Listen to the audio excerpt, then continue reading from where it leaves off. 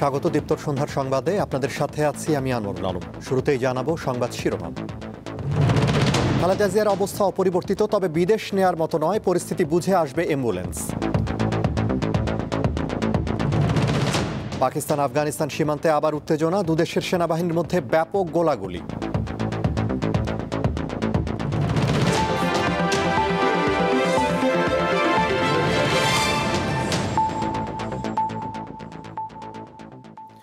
এবার বিস্তারিত। শারীরিক অবস্থা বিবেচনায় খালেদা জিয়াকে বিদেশ নিতে দেরি হচ্ছে বলে জানিয়েছেন তার ব্যক্তিগত চিকিৎসক ডাক্তার AZM জাহিদ হোসেন। তিনি বলেন, সার্বক্ষণিকভাবে এয়ার অ্যাম্বুলেন্স প্রস্তুত রয়েছে, তবে মেডিকেল বোর্ড মনে করছে এই মুহূর্তে তার ফ্লাই করা ঠিক হবে না। শনিবার বিকালে রাজধানীর এভারকেয়ার হাসপাতালের সামনে সংবাদ সম্মেলনে তিনি আরও বলেন, অপরিবর্তিত শারীরিক পরিস্থিতিতে মেডিকেল বোর্ডের সিদ্ধান্তে তাকে বিদেশে নেওয়া হবে। দেশি বিদেশি বিশেষজ্ঞ দলের মেডিকেল বোর্ড আশাবাদী তিনি সুস্থ হবেন বলেও জানান ডাক্তার জাহিদ। খালেদা জিয়া এর আগেও ক্রিটিক্যাল পরিস্থিতিতে ছিলেন উল্লেখ করে খালেদা জিয়াকে নিয়ে গুজব ছড়িয়ে জনগণকে বিভ্রান্ত না করার অনুরোধ জানান তিনি। বিদেশে যাওয়ার ব্যাপারে আমাদের সর্বোচ্চ প্রস্তুতি রয়েছে। যখনই উনাকে বিদেশ নেওয়ার জন্য মেডিকেল বোর্ড যথোপযুক্তভাবে তৈরি মনে করবেন, শারীরিকভাবে মনে হবে যে উনাকে সেফলি ট্রান্সফার করা যাবে। কারণ মনে রাখতে হবে, 12 থেকে 14 ঘন্টা যখন আপনি এয়ার ফ্লাই করবেন, তখন যে হাই অল্টিটিউডে মানুষের শারীরিক যে পরিবর্তন হয় সেটির সাথে খাপ খাওয়ানো একজন অসুস্থ মানুষের পক্ষে সব সময় সম্ভব হয় না। বিনীতভাবে অনুরোধ করব, আপনারা দয়া করে যে শর্ট ফ্যাক্ট, এটার বাইরে কেউ গুজব ছড়িয়ে মানুষকে দয়া করে বিভ্রান্ত করবেন না। দর্শক, সহকর্মী স্বস্তিকা সিংহ আছেন রাজধানীর এভারকেয়ার হাসপাতালের সামনে, তার কাছে জানবো সবশেষ তথ্য। স্বস্তিকা, খালেদা জিয়ার স্বাস্থ্য নিয়ে আজ কি মেডিকেল বোর্ডের কোনো সভা আছে, আমাদের জানাবেন?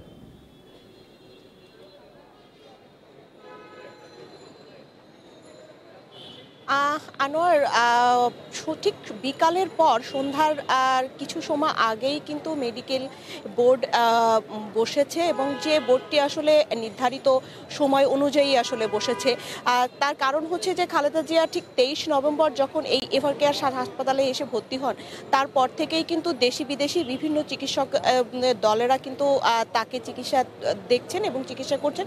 সাথে এভারকেয়ারেরও একটি টিম রয়েছে। এই টিমের কিন্তু নিয়মিত একটি বৈঠক হয়ে থাকে। সেই নিয়মিত বৈঠকের জায়গা থেকে কিন্তু আজকেও একটি বৈঠক শুরু হয়েছে কিছু সময় আগেই। তবে নতুন যে বিষয় আজকের যে বৈঠক, সেই বৈঠকে কিন্তু গতকাল যে পুত্রবধূ এসেছে সেই তিনি আসলে এই আজকের বৈঠকে যুক্ত হয়েছেন, জুবাইদা রহমান। ঠিক জুবাইদা রহমানের সাথে এই বৈঠকটি, এবং বৈঠকটি শেষ হওয়ার পরই আসলে গণমাধ্যমের সামনে আসতে পারে যে তার যে অবস্থা। এবং আপনাকে জানিয়ে রাখি, তার যে শারীরিক অবস্থার যে বিষয়টি, সেটি কিন্তু বিকালে তার যে ব্যক্তিগত চিকিৎসক রয়েছেন তিনি কিন্তু আসলে ব্রিফিং এর মাধ্যমে জানিয়েছেন যে তার শারীরিক অবস্থা আসলে অপরিবর্তিত রয়েছে এবং তাকে বিদেশে নেওয়ার যে বিষয়টি, সেই বিষয়টি আসলে ফের পিছিয়েছে। এবং সেই পিছানোর যে কারণটি, সেটি কিন্তু সকালে যে মেডিকেল বোর্ডটি বসেছিল, সেই সকালের মেডিকেল বোর্ডের যে সিদ্ধান্ত, সেই সিদ্ধান্ত অনুযায়ী কিন্তু বলা হয়েছে যে বিএনপি চেয়ারপারসনের শারীরিক অবস্থার উপর নির্ভর করছে তাকে বিদেশে নেওয়ার মতন পরিস্থিতি আসলে কতটুকু তিনি শারীরিকভাবে সক্ষম, যে তিনি আসলে দূরের যাত্রার জন্য যেতে পারবেন তার যে শারীরিক অবস্থা থেকে। সেই তারপর থেকেই কিন্তু যে তার যে শারীরিক অবস্থা, সেই শারীরিক অবস্থার উপর নির্ভর করছে আসলে জার্মান থেকে যে বিমানটি আসলে তাকে নেওয়ার জন্য আসার কথা ছিল, সেই বিমানটিও আসলে আসবে কিনা। সবকিছু মিলিয়ে কিন্তু সন্ধ্যার পরও নিয়মিত একটি বৈঠক হওয়ার কথা, সেই বৈঠকটি শুরু হয়েছে। পরবর্তী সংবাদে আমরা আসলে জানাতে পারবো যে বৈঠকের যে তথ্যটি, সেই তথ্যটি আসলে কি। আনোয়ার, এই ছিল এভারকেয়ার থেকে আমার কাছে সর্বশেষ। স্বস্তিকা, আপনাকে ধন্যবাদ। রাজধানীর এভারকেয়ার হাসপাতালের সামনে থেকে জানাচ্ছিলেন সহকর্মী স্বস্তিকা সিংহ। জনগণ লাল কার্ড দেখাবে এই ভয়ে একটি দল নির্বাচন বানচাল করার চেষ্টা করছে বলে অভিযোগ করেছেন জামায়াতে ইসলামীর আমির ডাক্তার শফিকুর রহমান। শনিবার গণভোট সহ 5 দফা দাবি আদায়ে সিলেটে আয়োজিত বিভাগীয় সমাবেশে তিনি এ মন্তব্য করেন। সমাবেশে জামায়াতের আমির বলেন, কেউ যদি মনে করে প্রশাসনিক কু করে নির্বাচনে পার পেয়ে যাবে, সে সুযোগ এ দেশে আর তৈরি হবে না। সমাবেশে সমাবেশে অংশ নিয়ে 8 দলের শীর্ষ নেতারা গণভোটে হাঁয়ের পক্ষে ভোট দেওয়ার আহ্বান জানান। নেতারা বলেন, জুলাই সনদে যারা না ভোটের বিপক্ষে ক্যাম্পেইন করবে দেশের মানুষ তাদেরকে প্রত্যাখ্যান করবে। সিলেটের এই সমাবেশের মধ্য দিয়ে শেষ হলো 8 দলের 5ম ধাপের কর্মসূচি। কেউ যেন আমাদের উপরে কোনো দাদাগিরি করতে না আসে। আমরা আর কারো দাদাগিরি দেখতেও চাই না, বরদাস্ত করতেও রাজি না। বাংলাদেশ চলবে আল্লাহ তাআলার নির্দেশ মোতাবেক এই দেশের জনগণের পছন্দে। এর বাইরে কারো পছন্দ অপছন্দের কথা আমরা শুনতে চাই না। জাতীয় সংসদ নির্বাচনকে সামনে রেখে নিরাপত্তা নিয়ে শঙ্কা উদ্বেগ প্রকাশ করেছেন সংখ্যালঘু সম্প্রদায়ের নেতারা। শনিবার ঢাকায় এক আলোচনা সভায় তারা বলেন, স্বাধীনতার পর থেকে প্রতিটি নির্বাচনে ধর্মীয় সংখ্যালঘুরা নানাভাবে আক্রান্ত হয়েছে। আগামী নির্বাচনের আগে পরে যাতে এমন ঘটনা না ঘটে অন্তর্বর্তী সরকারের সে বিষয়ে গুরুত্ব দেওয়ার আহ্বান জানান তারা। ত্রয়োদশ জাতীয় সংসদ নির্বাচন ও আমাদের প্রত্যাশা শিরোনামে শনিবার রাজধানীর শ্রীডাপ মিলনায়তনে আলোচনার আয়োজন করে মহানগর সার্বজনীন পূজা কমিটি ও বাংলাদেশ পূজা উদযাপন পরিষদ। এতে অংশ নেন জ্যেষ্ঠ সাংবাদিক ও সংস্কৃতি কর্মী সহ বিভিন্ন শ্রেণী পেশার মানুষ। এতে বক্তারা জানান, চলতি বছরের জানুয়ারি থেকে নভেম্বর পর্যন্ত ধর্ম অবমাননার 73টি ঘটনার শিকার হয়েছে সংখ্যালঘু সম্প্রদায়ের মানুষ। নির্বাচন সংখ্যালঘুদের জন্য অনেক ক্ষেত্রে আতঙ্কের কারণ বলে দাবি করেন তারা। ধর্মীয় সংখ্যালঘুরা আজ এক অসহায় অবস্থার সম্মুখীন। কোথাও কোথাও দেশত্যাগ করার জন্য হুমকি দেওয়া হচ্ছে। সরকার এভাবে ঘটনাগুলোকে রাজনৈতিক কিংবা গুরুত্বহীনভাবে দেখানো হচ্ছে। একজন সংখ্যালঘু মানুষ, একজন দলিত মানুষ, আদিবাসী মানুষ, হিন্দু, বৌদ্ধ বা সাধারণ তান্ত্রিক মানুষ, ভালনারেবল মানুষ যদি ভালো থাকে তাহলে বুঝতে হবে এই রাষ্ট্র ঠিক আছে। অন্য বক্তাদের আলোচনায় উঠে আসে ৭১-এর মুক্তিযুদ্ধের চেতনা ও ৭২-এর সংবিধানের গুরুত্ব। বাংলাদেশ রাষ্ট্রটি যারা শাসন করেছেন তারা মুখে যাই বলুন সবার অধিকার, সব ধর্মের মানুষের অধিকার প্রতিষ্ঠার চেষ্টা করেননি। স্বাধীনতা যুদ্ধের ভিতরে সময়ে যে সংকট ছিল তার কাছাকাছি এই সংকট। দেশটা কোথায় যাবে? অন্ধকার যুগে যাবে নাকি গণতন্ত্র মুক্তিযুদ্ধের দেশ সেটা থাকবে? তবে ৭২ সালের সংবিধানের বিরোধিতা করে রাষ্ট্রচিন্তক ফরহাদ মজহার বলেন, গণ অভ্যুত্থানে যে জন আকাঙ্ক্ষা সৃষ্টি হয়েছে তা বাস্তবায়ন হয়নি। ৭২-এর সংবিধানও কিন্তু আমরা মনে করি স্বভাবতই এটা বাতিল করতে হবে। গণ অভ্যুত্থানের মধ্য দিয়ে এটাই জনগণের অভিপ্রায় হিসেবে এসেছে। এর যে রাজনৈতিক যুক্তি এটা খুব স্পষ্ট, সেটা হলো এই জনগণ নিজেরা তাদের গঠনতন্ত্র প্রণয়ন করে। শব্দটা কিন্তু সংবিধানও নয়, কারণ রাষ্ট্র মানে আইন নয়। তিনি বলেন, সবার অধিকার নিশ্চিতে সমাজে যে বিভাজন রয়েছে সেগুলো দূর করতে হবে। লাবণী গুহ, দীপ্ত সংবাদ, ঢাকা। রাজধানীর মিরপুর জাতীয় চিড়িয়াখানায় খাঁচা থেকে একটি সিংহীর বেরিয়ে যাওয়ার ঘটনায় 3টি কমিটি গঠন করা হয়েছে। প্রাথমিকভাবে জানা গেছে খাঁচার গ্রিল ভাঙা বা ফাঁকা হয়নি, খাঁচার দরজা খোলা ছিল। কর্তৃপক্ষ বলছে দ্রুত দর্শনার্থীদের সরিয়ে নেওয়ায় কোনো হতাহতের ঘটনা ঘটেনি। শুক্রবার সাপ্তাহিক ছুটির দিন দুপুর গড়াতেই বিপত্তি।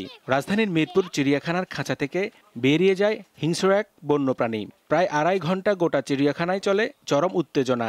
দর্শনার্থীরা নিরাপদে আশ্রয়ে সরলেও প্রশ্ন উঠেছে, এই নিরাপত্তার দায়িত্ব কার? চিড়িয়াখানার খাঁচা থেকে বেরিয়ে পড়ে ডেইজি নামের এই সিংহী, যার ওজন প্রায় 200 কেজি। খবর পেয়ে পরে ট্রাঙ্কুলাইজার গান নিয়ে নামে বিশেষ প্রশিক্ষণপ্রাপ্ত দল।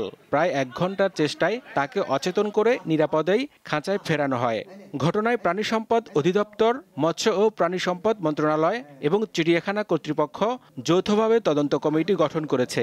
নিরাপত্তা ব্যবস্থাটা আসলে খুব দুর্বল, যেটা কিনা আর একটু ভালো মজবুত করার জন্য মানে আমাদের সবার পক্ষ থেকে একটা আহ্বান। প্রত্যেকটা প্রাণীর জন্য আসলে প্রোটেকশন দেওয়া আছে, এই জন্য কর্তৃপক্ষের উচিত এটা যথাযথভাবে আর কি মেনটেন করা, এই যে ভবিষ্যতে যেন এগুলো না হয়, কারণ এতে কিন্তু দর্শনার্থী আতঙ্কিত হয় এবং লোকজন কম আসবে। কর্তৃপক্ষ জানিয়েছে দ্রুত দর্শনার্থীদের সরিয়ে নেওয়ায় কোনো হতাহত হয়নি।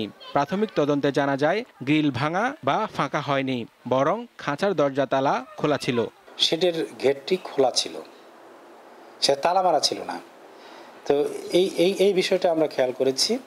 তো কারো কোনো গাফিলতি ছিল কি না বা এখানে কোনো ইচ্ছাকৃত কোনো বিষয় ছিল কিনা সেই বিষয়গুলো আসলে এই মুহূর্তে তদন্তাধীন।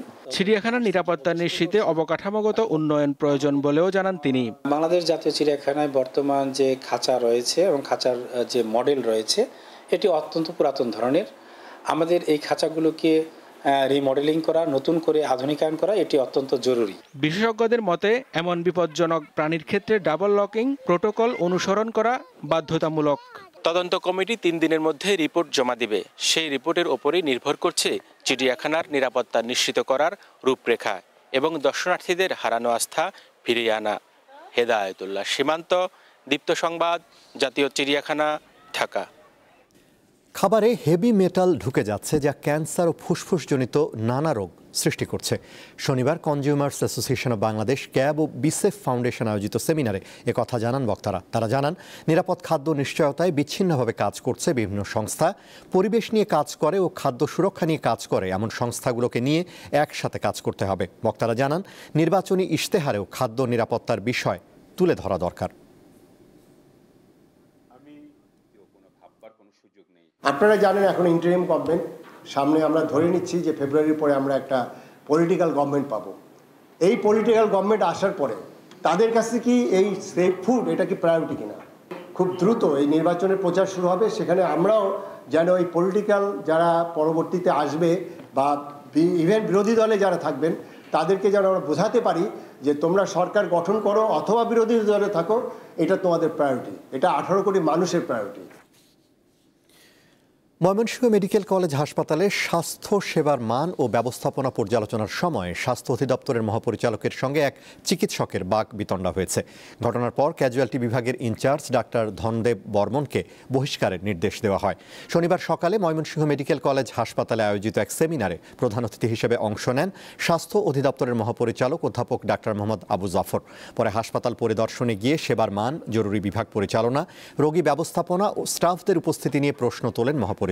এ সময় casualty in charge doctor Dhanadeb Barman তার বিভাগের সীমাবদ্ধতা, জনবল সংকট এবং দায়িত্ব পালনের চাপে ক্ষোভ প্রকাশ করেন।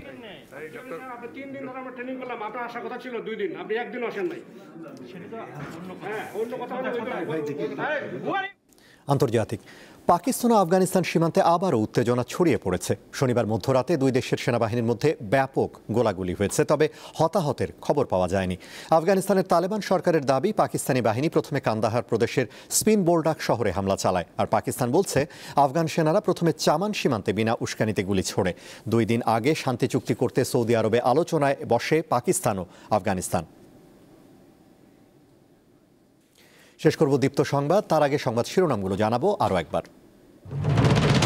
খালেদা জিয়ার অবস্থা অপরিবর্তিত, তবে বিদেশ নেয়ার মতো নয়, পরিস্থিতি বুঝে আসবে অ্যাম্বুলেন্স। পাকিস্তান আফগানিস্তান সীমান্তে আবার উত্তেজনা, দুদেশের সেনাবাহিনীর মধ্যে ব্যাপক গোলাগুলি।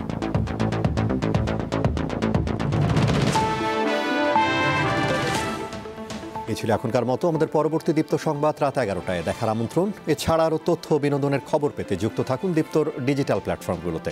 ধন্যবাদ।